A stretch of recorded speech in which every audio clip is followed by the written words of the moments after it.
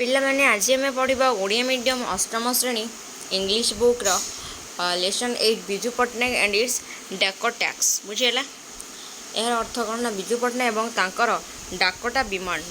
ବିମାନ ଏହି ଚାପ୍ଟରର question answer discussion କରିବା। ଚାଲ ଦେଖିବା। ଦେଖ comprehension question and answer. Question number 1 Biju Patnaik was a pilot and answer Biju Patnaik was a pilot and politician. से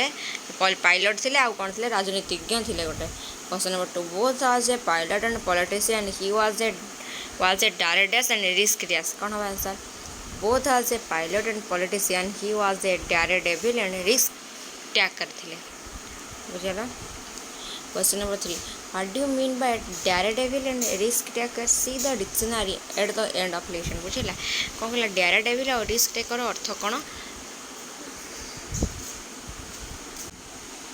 सी द डिक्शनरी देख लेसन सरिया पड़े answer the word daredevil means कौन a person who enjoy doing dangerous thinkings in a way that other people may think stupid बुझेगा। कौन कहला direct devil अर्थ कौन enjoy कर डेंजरियस थिंग माने विपदपूर्ण भावना सब आसे ताकू से एंजॉय करथुला है इन ए वे जो से वे अदर पीपल मे थिंक और जब अलग किसी भाव तो मैंने से कौन कह stupid. Similarly the word risk taker means a person willing to take risk and does heroic work बुझा। रिस्क टेकर मैंने कौन जमी गोटे फिल्म हिरो कौन करे सब रिस्क कम करे विपदपूर्ण कम करे से भाई कम करने को रिस्क टेकर कहुए मैंने विपदपूर्ण कम करवा बुझेगा। Question number 4 are daredevil and risk taker brave और टेरस कौन हम या भर answer yes daredevil and risk taker are brave and adventurous कौन हम एटा are daredevil and risk taker brave साहसी एडवेंट्योरस थे बुझेगा। Question number 5 can you now say whether courage bravery adventure are the also good quality कौन तुम कहीपर करेज माने कौन साहसिकता ब्रेव माने वीरत्व एवं ये सब एडवेंचर ये सब कौन गुड क्वालिटी सब कौन भल क्वालिटी डिक्शनरी यार अर्थ देखिए answer the qualities like courage bravery and adventure are good qualities but a man possessing such qualities should make the right use of it किंतु मनीष गोटे लोक ताको ठीक जगह यूज कर दरकार बुझेगा। The word courage means quality of doing और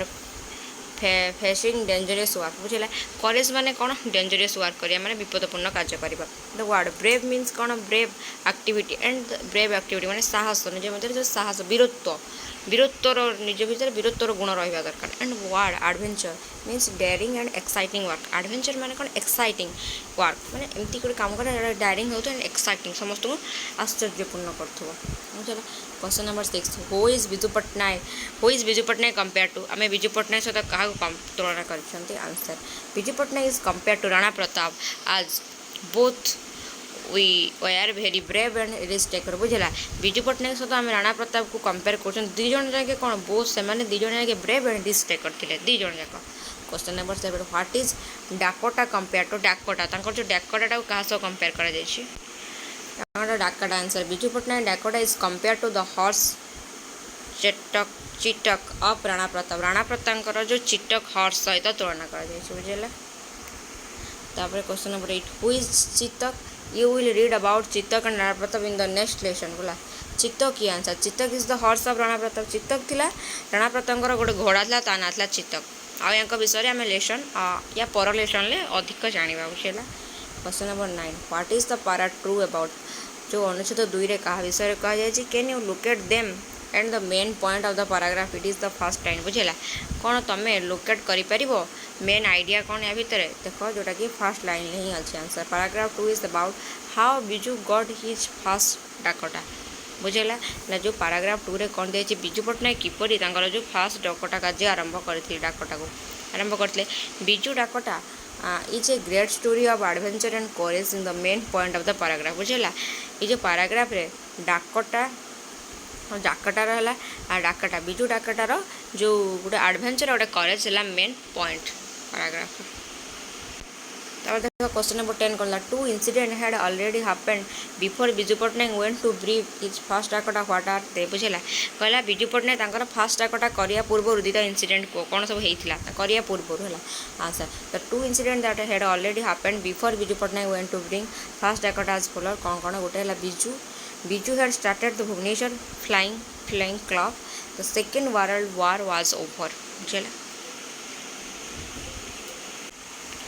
गोटे कौन बिजू पट्टनायक कौन करते आरंभ करते कौन भुवनेश्वर फ्लाइंग क्लब आरंभ करते आ गोटे तो द्वितीय विश्वयुद्ध शेष हो जाता बुझेगा ये दुईटा होता तापर प्रश्न देख 11 व्हाट वाज पानागढ़ देन पानागढ़टा कौन थी आंसर पानागढ़ नियर कोलकाता ला पानागढ़ कौट कोलकाता पाखे was then American airbase during second world war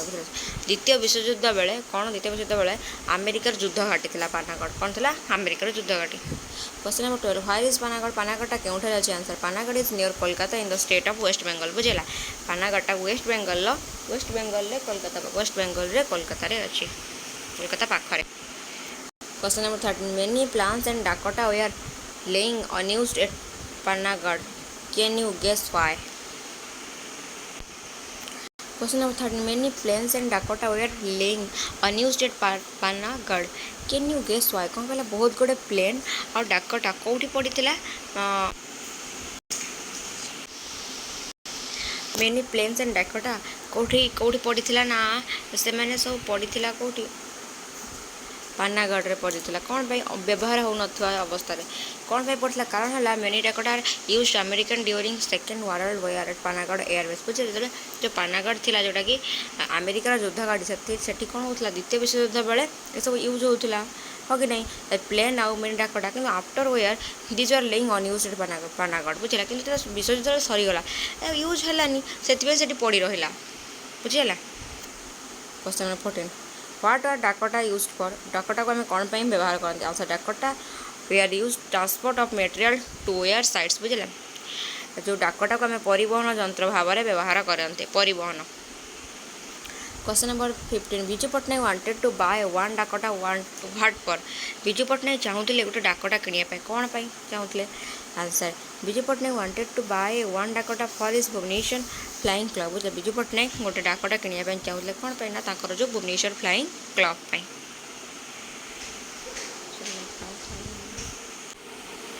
question number 16 why did his friend request him not to fly कौन जो बिजू कौन बिजू सांग मैंने अनुरोध करते कि जो विमान को न उड़ाई answer when Biju was about a fly at Panagarh जिते बिजू कौन करते ना फ्लाइट रे से पानागढ़ जाते some of his friends requested him not fly because a heavy storm was building up बुझेला कौन ना his requested to him not fly कहीं जो गोटे कौन होता स्टूम मैंने मैंने कौन झड़ गोटे बड़ झड़ आसूला गोटे बड़ झड़ आसला जो फ्लाइट बसते विमान जहाज विमान से सांग मैंने अनुरोध कले कि से जो न उड़ाई विमान को न उड़ाई question number 17 did Biju listen to them Biju कौन से कथा शुणी कि answer no Biju did not listen to them ना से कथा बिजू शुणी नथिले question number 18 what did he say question number 18 what did he से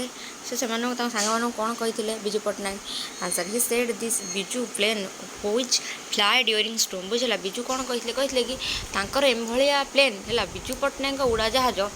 झड़ समय उड़े बुझेला question number 19 did he get a Dakota से कौन डाकोटा को पाइथिले कि answer yes he got a Dakota हाँ से गोटे डाकोटा को पाइथिले